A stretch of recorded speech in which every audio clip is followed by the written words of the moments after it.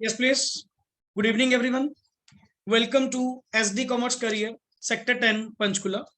This is CA Dheeraj here, and hope so you are doing well.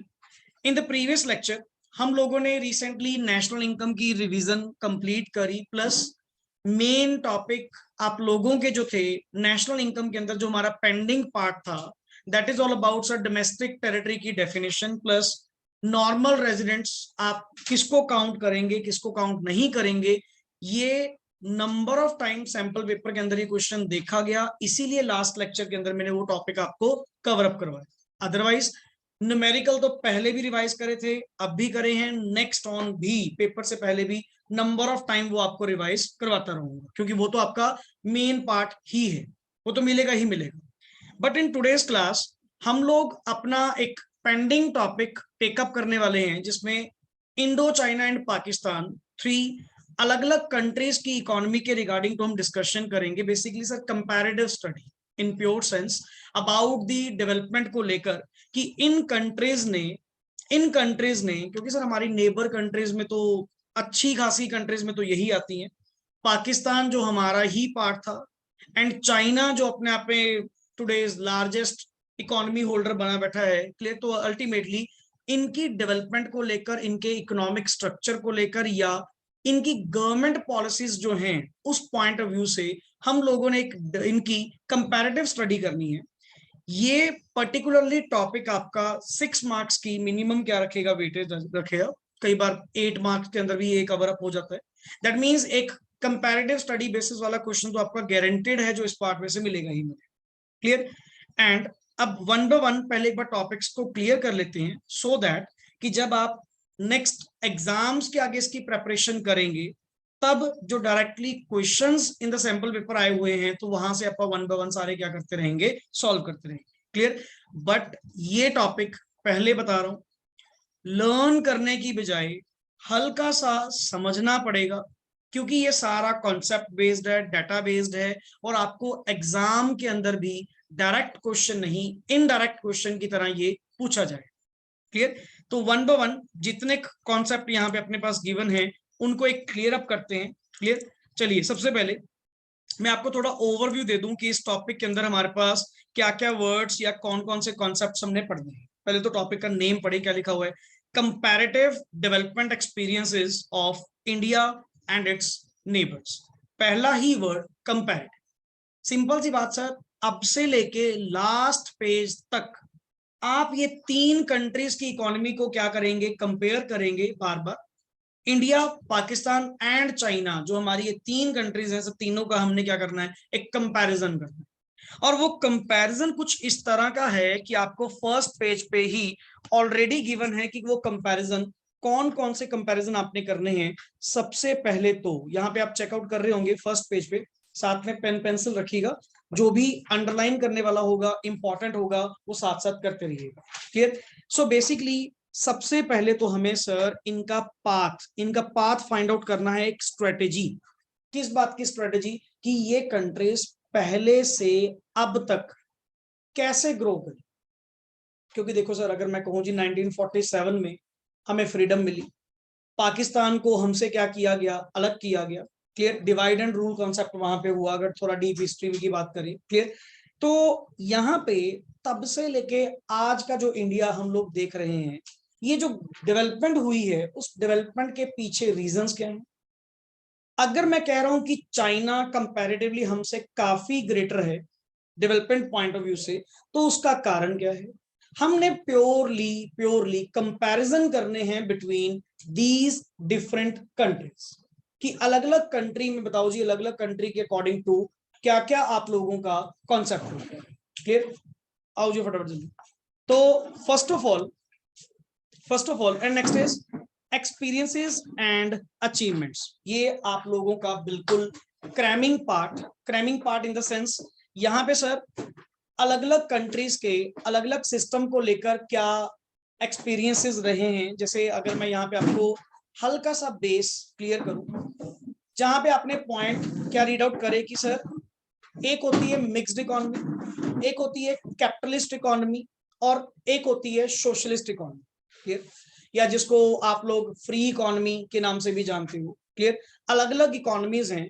तो starting से लेकर अब तक हमारी कंट्री का क्या पैटर्न रहा है, क्या एक्सपीरियंस रहा है, कौन कौन सी अचीवमेंट्स यहाँ की गवर्नमेंट ने अपने काम के थ्रू हासिल करी हैं, वो कंपैरिजन हमने यहाँ पे करने होंगे। जैसे आज की डेट में अगर हम बात करें सर, आज की डेट में हमारी जो इकोनॉमी है वो कौन सी है, मिक्स्ड इकोनॉमी है। एंड मिक्स्ड इकोनॉमी का मतलब क्या है कि यहाँ पे गवर्नमेंट प्लस प्राइवेट सेक्टर दोनों मिलकर क्या करेंगे, काम करेंगे।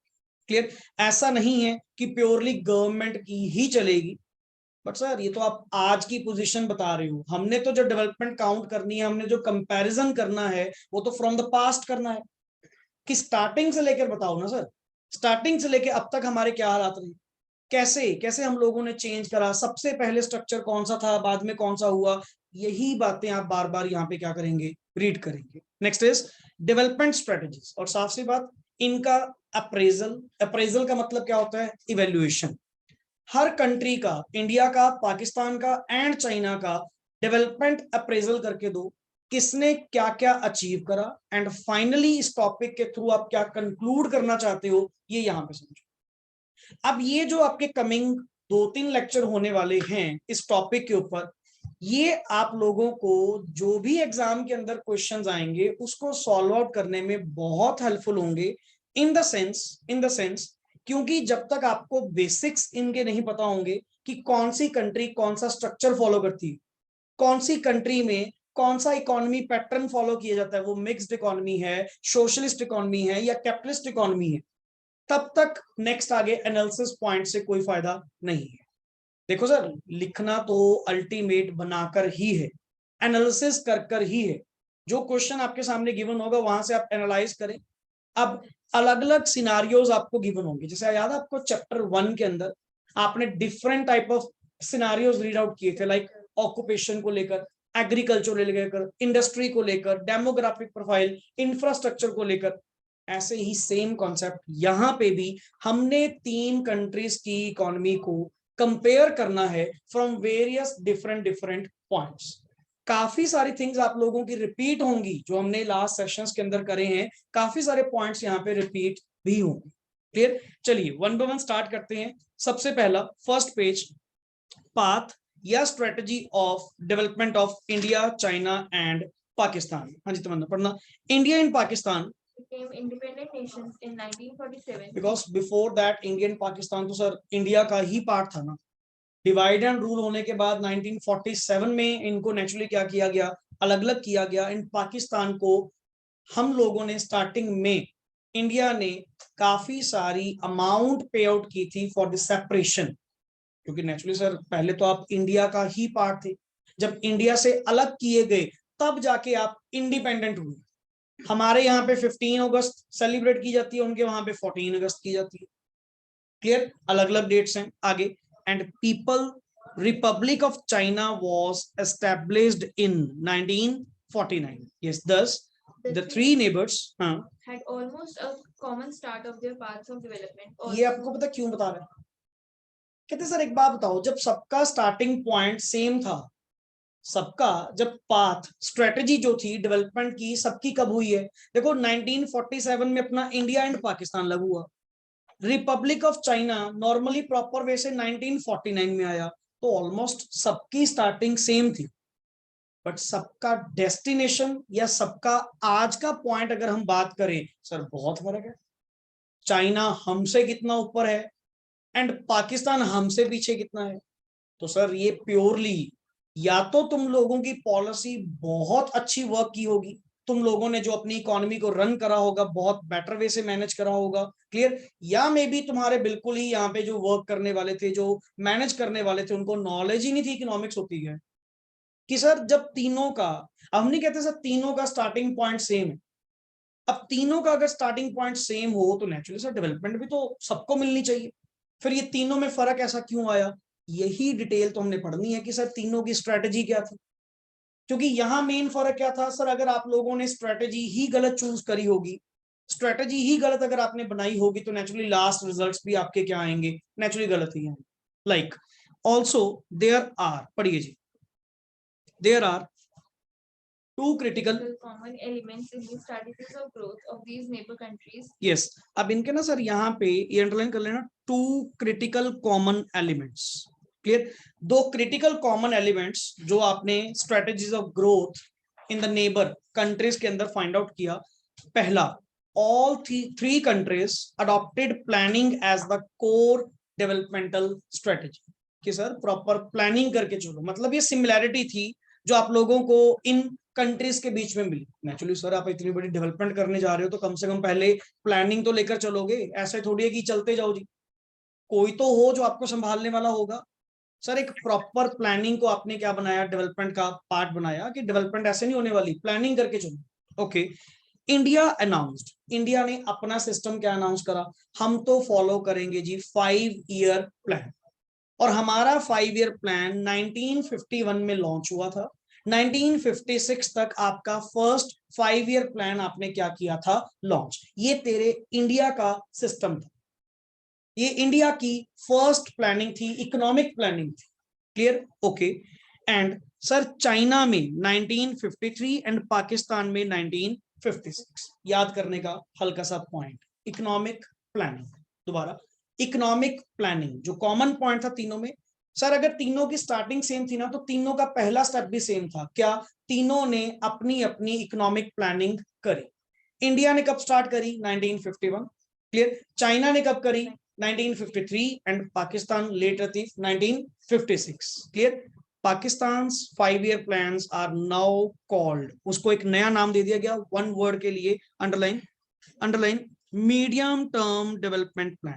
पाकिस्तान ने सर अपना वही है नेम अलग से इसको मेंशन कर दिया कि 5 ईयर प्लान नहीं सर, आज की डेट में इसको नाम क्या जाना जाता है, मीडियम टर्म डेवलपमेंट प्लान।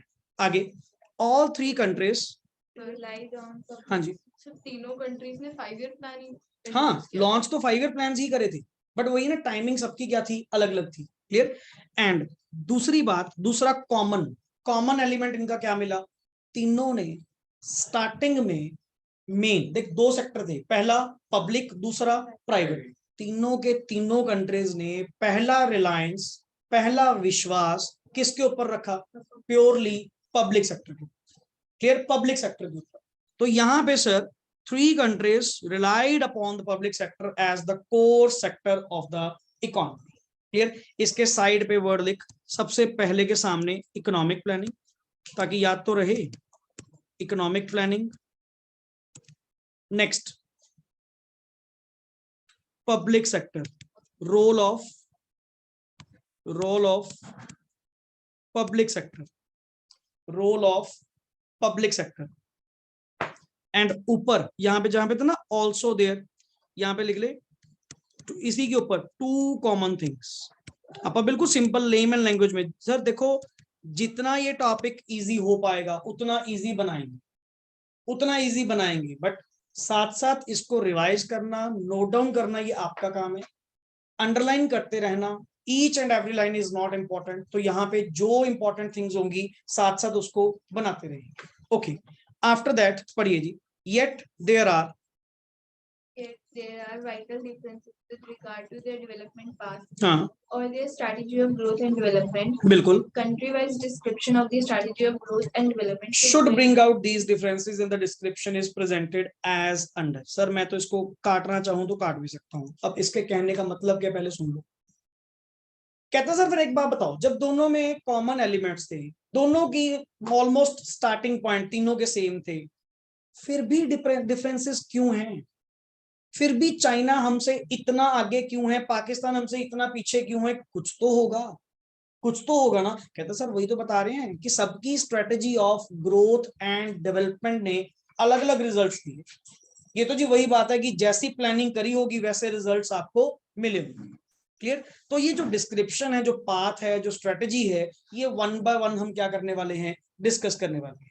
अब तक कैरीड आउट करा सर, तीनों का स्टार्टिंग पॉइंट सेम था।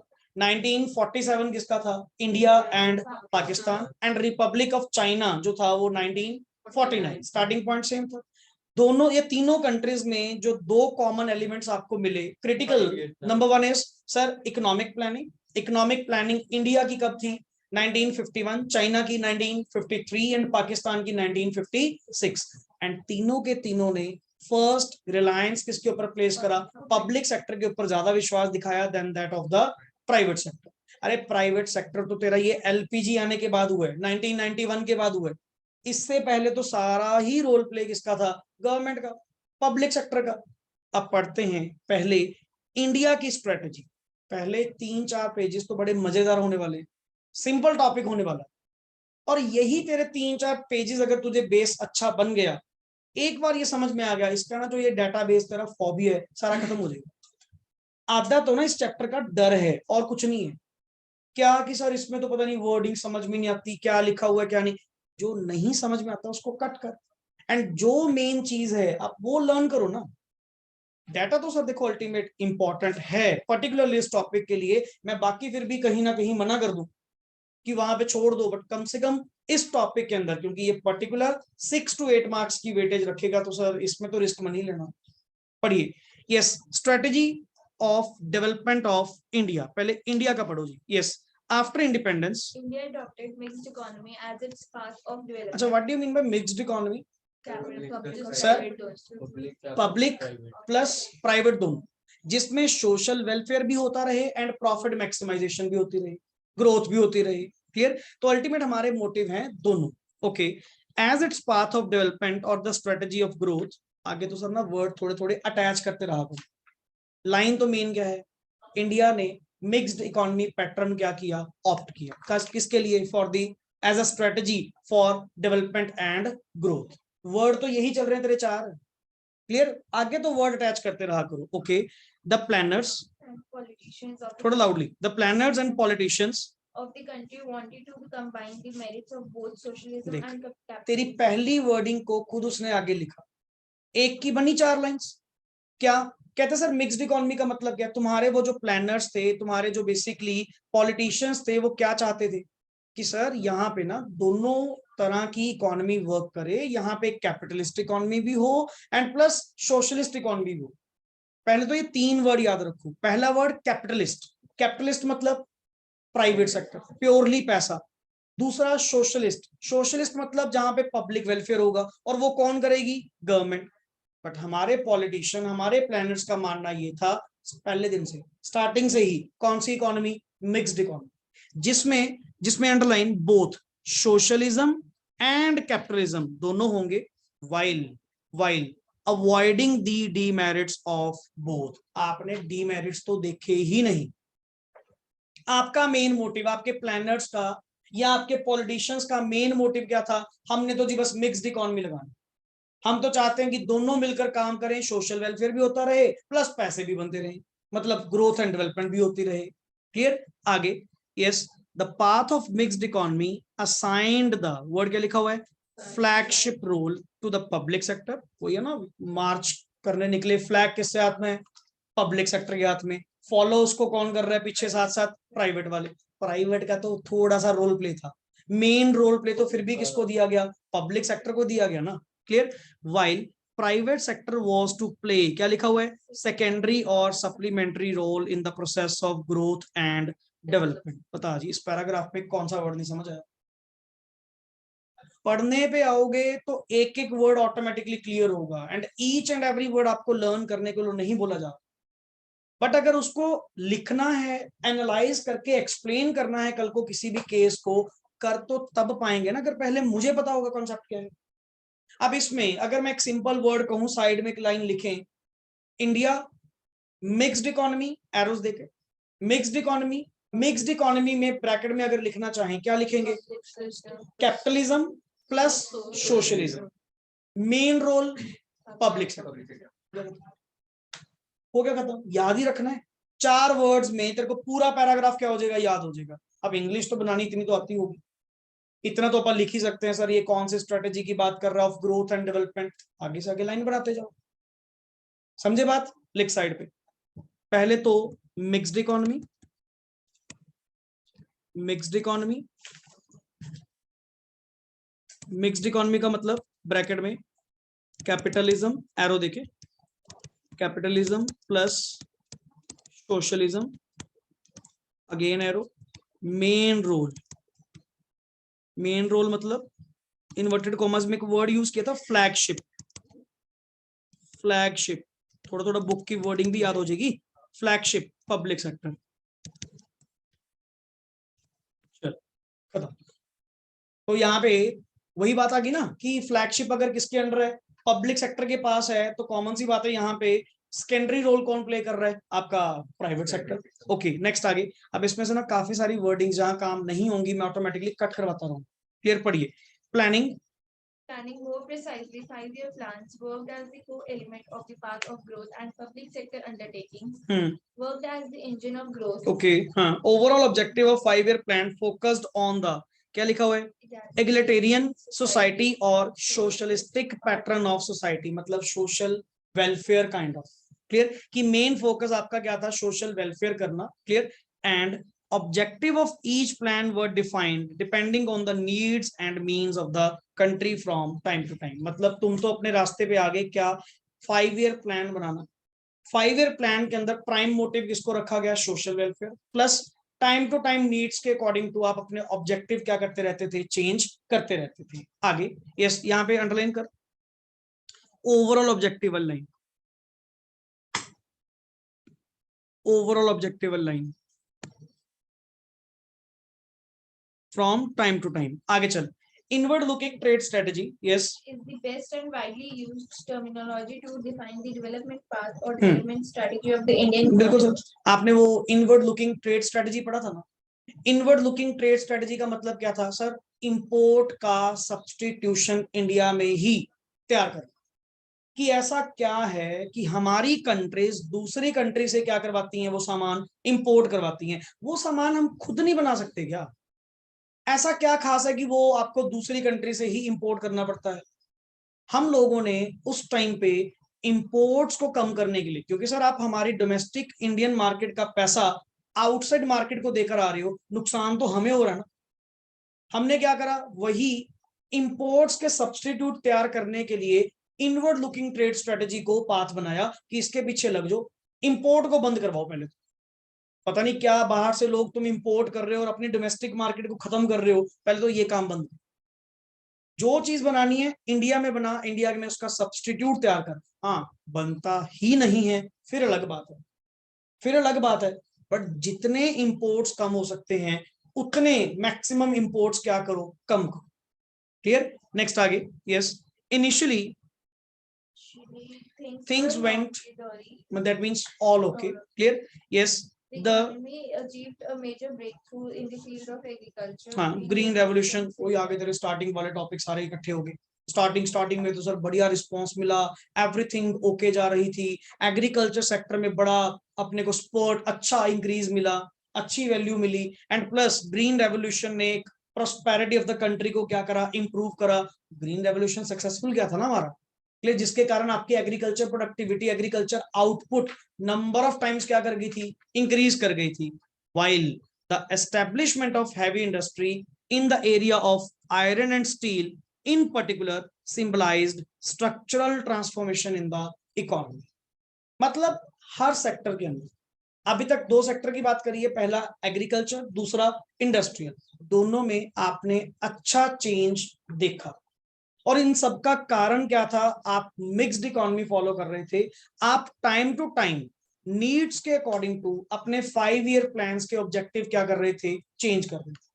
हर बार प्रॉपर असेसमेंट की जाती थी कि पिछले ऑब्जेक्टिव में से हमने कितना अचीव करा, एंड नेक्स्ट ऑन हमारे ऑब्जेक्टिव्स हमारी आने वाली जनता को देखते हुए क्या होने चाहिए, किस सेक्टर में कितनी इंप्रूवमेंट होनी चाहिए, सारे हमने फोकस में पॉइंट्स रखे। Okay after that but hidden behind these achievements yes was a constantly widening vicious circle of public debt। Sir अब तरक्की ऐसे तो नहीं होती। अगर आप कह रहे हो जी आपने तरक्की बहुत करी, इंडस्ट्रियल सेक्टर में स्ट्रक्चरल ट्रांसफॉर्मेशन करी, एग्रीकल्चर सेक्टर में अच्छा नाम कमाया, ग्रीन रेवोल्यूशन इफेक्ट आपका अच्छा गया, एक्सपेंडिचर की तो बात करो, खर्चा तो भी हुआ होगा, फिर वो कहाँ है तुम्हारा पब्लिक डेट, जो लोगों से लोन ले लेके आपने इतने एक्सपेंडिचर करे। गवर्नमेंट में तो सर इतना ज्यादा क्या हुआ पड़ा, लोन चढ़ा पड़ा।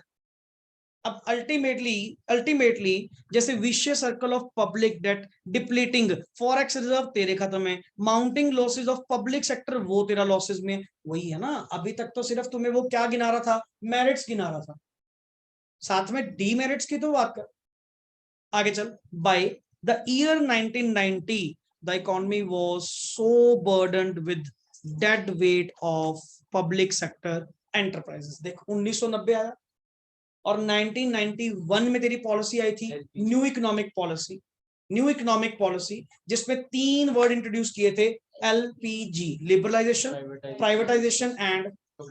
अब तेरे सामने देख एंड मौके पे ले आके खड़ा दिया कि 1990 तक आपके बुरे हाल हो चुके थे, इतना पब्लिक डेट हो चुका था। पब्लिक डेट तो आज की डेट में इतना है, पब्लिक डेट तो आज की डेट में इतना है कि सर अल्टीमेटली यहां पे कितना बता रहे थे, पंजाब के लोगों पे, मतलब पंजाब के ऊपर जो डेट है 3 लाख करोड़ का, 3 लाख करोड़ का जो डेट है वो किसके ऊपर है, पंजाब के ऊपर है। अब अल्टीमेटली अगर वो पैसा वापस नहीं होता, पैसा वापस क्या सर, वो सारा का सारा बर्डन किसके ऊपर आएगा, हमारे ऊपर आएगा।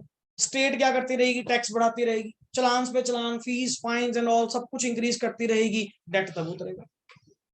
अभी कल परसों की बात है, न्यूज में देख रहा था, उस केस में क्या हुआ, ये इलेक्ट्रिसिटी का ही ऑल ओवर इंडिया रोड़ा चल रहा है, पंजाब में बहुत ज्यादा, ठीक है ना, ऑल ओवर इंडिया ही चक्कर पड़ रहा है। बैकएंड से जो रीजन निकल कर आया वो क्या निकल कर आया सर, कोले की सप्लाई कम नहीं है, कोला बहुत है, कोल बहुत है, कोल सप्लायर्स को उनकी पेमेंट नहीं मिल रही। अब एक चीज बताओ, अगर मुझे मेरी को पेमेंट नहीं देगा, मैं अगले को माल सप्लाई करूंगा क्या? स्टेट वाइज वो न्यूज वाले दिखा रहे थे, स्टेट वाइज हर स्टेट का कितना कितना, मतलब इन हंड्रेड्स, किसी का 500 करोड़, किसी का 400 करोड़, किसी का 800 करोड़, स्टेट वाइज इतना इतना पैसा कोल सप्लायर्स को देना पेंडिंग पड़े। अब कोल सप्लायर फ्री में थोड़ी प्रोवाइड करेगा, ठीक है तुम सरकार हो, तुम्हें हम कोला सप्लाई करते हैं फॉर दी ये जनरेशन ऑफ इलेक्ट्रिसिटी, बट कम से कम हमारे तो भी पैसे दो, हमने तो भी नेक्स्ट आगे पेमेंट्स करनी होती हैं सर, आप हमें पेमेंट ही नहीं कर रहे। अगले क्या कहते हैं जी, हम कोल सप्लाई नहीं करेंगे, कोल सप्लाई नहीं होगा, जनरेशन नहीं होगी, जितना हो पा रहा है फिर उसके अकॉर्डिंग क्या लगेंगे, इलेक्ट्रिसिटी कट्स लगेंगे, सिंपल सा पॉइंट है। इसमें किस बात का रोला है, रोला सर इस बात का है कि ये जो हमारे बिजली बोर्ड वाले हैं, ये जो बिजली बोर्ड वाले हैं, ये पेमेंट्स क्यों नहीं करते, पेमेंट्स करें कहां से। दूसरी बात, चलो अपा बात करते हैं, पेमेंट्स करें कहां से, इनके पास पैसा ही नहीं है, पैसा आएगा कहां से, फ्री में तो बांट रहे, फ्री में तो बांट रहे। जो सरकार आती है पहला वादा करती है जी आपको इतने यूनिट्स फ्री, आपको इतनी बिजली मुफ्त। मुफ्त की आदत क्यों डाल रहे हो, लोगों को भिखारी बना रखा है, हैंडीकैप कर रहे हो आप हम लोगों को, मुफ्त की आदत क्यों डाल रहे हो, मुफ्त की आदत डालोगे तो नेचुरली सर चोरियां और बढ़ेंगी, आपके हाथ में माड़ा मोटा जो रेवेन्यू आना था वो भी गया, वो भी गया। अब कंट्रोल करके दिखा सरकार, मान जूंगा, होएगी नहीं, होएगी नहीं। फिर अपनी बातों से मुकरते हैं, फिर अपने वादों से मुकरते हैं, पर तुम ऐसी बातें करते ही क्यों हो। किसी ने मांगा, किसी ने कहा कि हमारी बिजली सस्ती करो, हम तो कहते हैं पैसे ले रहे हो, कम से कम सर्विस अच्छी दे दो, कम से कम यही फैसिलिटी ही अच्छी दे दो, हमारे लिए तो वही बहुत बड़ी बात है, तुम हमें फ्री की आदत डाल रहे हो। अब कई एरियाज में सर हर जगह इलेक्ट्रिसिटी सर फ्री कर रखी है, यार फ्री क्यों कर रखी है, खर्चे सिर्फ हमारे हैं क्या, इनकम सिर्फ हमारी है क्या, उन लोगों की इनकम नहीं होती है, पैसा तो वो भी कमा रहे हैं तो फिर पे आउट नहीं कर सकते। बट सर वही है, तुम आदत डाल रहे हो। एक क्वेश्चन लास्ट सेशन में भी आया था कि सब्सिडी देना अच्छी बात है या बुरी बात है, तो वहां पे ठीक है अच्छी बात आप कहते हो, बट उससे ज्यादा बुरी बात है, क्योंकि आप अपना फाइनेंशियल बर्डन, गवर्नमेंट अपना दिवाला खुद निकाल, खुद अपने लिए प्रॉब्लम्स क्या कर रही है, क्रिएट कर रही है। तेरे को किसने कहा फ्री बांटने के लिए, तुझसे मांगा किसी ने, कह दिया जी हर पर्सन को 300 यूनिट माफ, फिर बाद में मुकर गए, कहते जी उसको 300 यूनिट माफ जिसका 2 किलोवाट से कम कनेक्शन होगा। अब क्यों भाई, जब पहले वोट लेने आए थे तब तो कहा था हर किसी को 300 यूनिट माफ, फिर तो हमें भी बनता है। फिर कहते हैं जनरल क्लास को नहीं मिलेगा, क्यों भाई, हमने क्या बिगाड़ा तुम्हारा, हमें कोई हक नहीं है क्या किसी बात का। इतने में सर हो गए एंटी सारे, कि पहले तुम बातें क्या करते हो, बाद में बजट तुम्हारा संभलता नहीं है, फिर मुंह करने वाली बातें करते हो। एक और चीज बोली थी कि सबके अकाउंट में पता नहीं 5,000 वो भी जो और वो गर्ल्स के चुका। केस में, जो हाँ, 10 साल की है, जो 20 साल की है, हाँ, कहाँ से दोगे पैसा? वुमेन्स के account कहाँ से में। दे दोगे इतना पैसा? है ही नहीं पैसा तुम्हारे पास। तो उल्टा वो सारा का सारा कर्जा किस पे चढ़ेगा? यहाँ के लोगों पे चढ़ेगा। हम ही से लेके हम ही बांट रहे हो बस बात। Senior citizen. बट वही है ना, ले किससे रहे हो, दे किसको रहे हो? बर्डन तो हमारी जेबों में पड़ा। अब जितने पेट्रोल के प्राइसेस हाइक हुए पड़े हैं, ये सारे पुराने अपनी रिकवरियां कर रहे हैं। नहीं, 106 रुपए को प्राइस है जो अपना पेट्रोल का कर रखा है, डीजल का कर रखा है 100 के आसपास, तो अल्टीमेट सर को प्राइसेस थोड़ी, ये पुरानियां रिकवरियां कर रहे हैं सारे। सर इकोनॉमी ऐसे नहीं चलती, ऐसे नहीं इकोनॉमी चलती। आपने बड़े बड़े वादे कर दिए, ठीक है, आपको गवर्नमेंट मिल गई, सत्ता मिल गई, अलग बात है। अब संभाल लो, करो, लिया इसको पॉजिटिव बजट में लेकर आ, तब मानने की हाँ प्रॉपरली संभाल पा रहा है बंदा। पहले बोलते क्यों, वादे क्यों करते हो? सर एक चीज बताओ, ये जो इनके ऊपर डेट चल रहे हैं, तो ये तो पिछली पार्टी बहुत पहले से चल रही ये है। सरकार का डेट है। जो भी पार्टी तो होगी, अभी तो पार्टी बदल के पहले जैसे कांग्रेस पार्टी जितनी भी बदलती रहे, वो स्टेट के ऊपर डेट है, स्टेट के ऊपर, स्टेट की गवर्नमेंट के ऊपर। एंड गवर्नमेंट मींस जो भी रूलिंग पार्टी होगी एट दैट टाइम। ऐसा नहीं है सर ये तो पहले उनके टाइम का डेट था तो हम क्यों टेक ओवर करें। सर ये पंजाब के ऊपर, हरियाणा के ऊपर, दिल्ली के ऊपर, ये स्टेट के ऊपर डेट है। जो भी रूलिंग पार्टी होगी, अभी आप पार्टी और डेट इकट्ठा करते रहे, मतलब लेते रहे, ऐसे तो नेक्स्ट पार्टी के लिए बर्डन हो जाएगा। वही तो है। और बर्डन बढ़ते क्यों है? पुराने वाला सिस्टम खराब करके आगे किसी को समा गया, अगले वालों से समझना ही नहीं है, संभाला ही नहीं जाएगा उनसे। इतना डेट है, रेवेन्यू तुम डेड करते जा रहे हो, गवर्नमेंट बजट आपने पढ़ा हुआ है, रेवेन्यू तुम डेड करते जा रहे हो, एक्सपेंडिचर पे एक्सपेंडिचर खड़े कर रखे हैं, तो बजट डेफिसिट तो आएगा ही आएगा। चलो खैर छोड़ो, आगे। Next is that the government was forced, पढ़ो जी। That the government was forced to switch over from inward-looking strategies spearheaded by public sector enterprises to outward-looking strategies spearheaded by private sector and private foreign capital। वही बात आ गई ना, अब छोड़ो sir, public sector के हाथ में भी कुछ नहीं है। अब सारी की सारी गेम किसको हैंड ओवर कर दी हमने?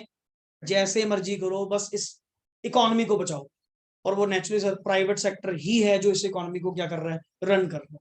क्लियर? आगे, even the strategic element of development path, that is the strategy of 5-year plan, has now been abandoned। वो आपने पॉइंट पढ़ा था, प्लानिंग कमीशन ने 5-year प्लान वगैरह बंद करके अब वो system NITI Aayog, planning commission has now been replaced by NITI Aayog. The economy is being driven largely by the forces of market demand and market supply, and the growth strategy is now integrated, combined with किसके साथ? overall process of globalisation. अब तो sir आपका मतलब एक global village के अंदर क्या हो चुके हैं, कन्वर्ट हो चुके हैं कि आज की डेट में तो जहां से काम मिले, जैसा मिले ले लो, पब्लिक सेक्टर करे, प्राइवेट सेक्टर करे, करो। अब हमारा इन पॉइंट से कोई भी मतलब नहीं है। ओके चलो, ये तो था इंडिया का सिस्टम जो आप लोगों ने रीड आउट किया। एंड एक पेज के अंदर इसने पूरा, आप लोग जो पास्ट पढ़कर आए हो टर्म 1 के अंदर, हल्का हल्का वर्ड सम अप कर दिया कि सर ये इनका पैटर्न रहा है। ओके, नाउ चाइना का क्या सिस्टम रहा है, पढ़िए जी। एस्टेब्लिश्ड एज, कृति पढ़ना, established as Established as People's Republic of China in 1949, it decided to bring all critical areas of production activity under government control. Yes, मतलब सर इन्होंने तो प्योरली सारी की सारी प्रोडक्शन एक्टिविटी किसके कंट्रोल में ले ली? Government control. चाइना बड़ा स्टेट है, किस सेंस में? पहले दिन से स्टेटिज्म, स्टेटिज्म मतलब गवर्नमेंट कंट्रोल। जितना काम होगा, जितनी प्रोडक्शन एक्टिविटी होगी, what to produce, how to produce, for whom to produce, everything is to be decided by the government. ये कहते हैं हम नहीं चलेंगे मिक्स्ड मुक्स, हम नहीं प्राइवेट बिलीव करते, हम अपने अकॉर्डिंग टू हमारी सरकार। अरे भैया ना, हमारी सरकार ही गलत थी, हमारे पर्सन ही करप्ट थे। वहां पे उनके साथ नेचुरली जो, अगर आपके ऑर्गेनाइजेशन चलाने वाले पर्सन सही मिल जाएं तो क्यों ना ऑर्गेनाइजेशन तरक्की करे। क्लियर? आगे पढ़। यस, नेशनल रिसोर्सेज मतलब जितने, underline, national resources were declared a government monopoly. साफ बोल दिया, जितने रिसोर्सेज है ना, सारे के सारे गवर्नमेंट की मोनोपोली के अंडर आते हैं। जो कुछ करना है, जो कुछ करना है, कौन डिसाइड करेगी? सरकार डिसाइड करेगी कि आप ये काम कर पाएंगे या नहीं कर पाएंगे, और अगर आप करेंगे उसमें गवर्नमेंट का भी क्या होगा, हिस्सा होगा। तो जब चलनी ही मेरी है, आप तो नाम के पार्टनर हो, चलनी तो मेरी है, चलनी तो गवर्नमेंट की है, तभी तो आज की डेट में वो तरक्की कर गए। ये तो अब जाके कुछ टाइम पहले इन्होंने मिक्स्ड इकोनॉमी में कन्वर्ट करा है, अदरवाइज कितने साल चाइना की जो इकोनॉमी रही है वो कौन सी रही है, स्टेटिज्म रही है। पढ़िए आगे। Thus, China adopted, underline the word, statism, और क्या लिखा हुआ है, command economy as a model of growth in which, ये important है जी पूरा para, in which ownership of all resources vest with किसके साथ, state, and the state is to decide what to produce, how to produce, and for whom to produce. हुआ clear? आगे historically, The development path of China can be split into two periods. अब इन्होंने sir अपनी total historical development को दो parts में split करा। पहला प्री 1978 पीरियड, कुछ चेंज हुआ होगा, clear, and post 1978 period, clear. So एक बार मैं ये सेशन यहाँ पे स्टॉप कर रहा हूँ, आप एक बार दोबारा ज्वाइन करिए, गरिमा एंड दिपांशु दोबारा ज्वाइन करिए। सर विंडोज खुल जाती है।